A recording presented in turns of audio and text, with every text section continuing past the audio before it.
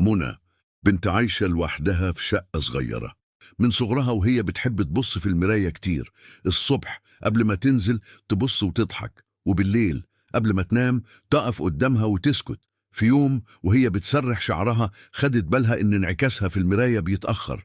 يعني هي بتحرك وشها بسرعة، بس اللي في المراية بيتأخر لحظة. قالت يمكن تعبانة أو عينيها مش مركزة. لكن كل يوم التأخير بقى أوضح، وبقت تشوف حاجات غريبة. مرة شافت انعكاسها بيضحك وهي كانت مفيش أي تعبير على وشها. ومرة شافت إيديها بترتجف جوه المراية بس في الحقيقة ثابتة. لحد ما في ليلة شافت انعكاسها بيرفع إيده ويكتب بكفه على المراية كلمة: ابعدي. قررت تغطي المراية.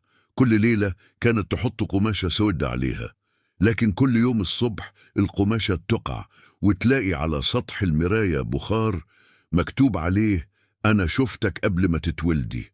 لما زهقت وخافت جابت حاجة تقيلة وقررت تكسرها. ضربت بكل قوتها بس المراية ما اتكسرتش. كان فيها انعكاسها واقف وبيقرب وبيقول: ما ينفعش تخرجي دلوقتي، الدور عليا.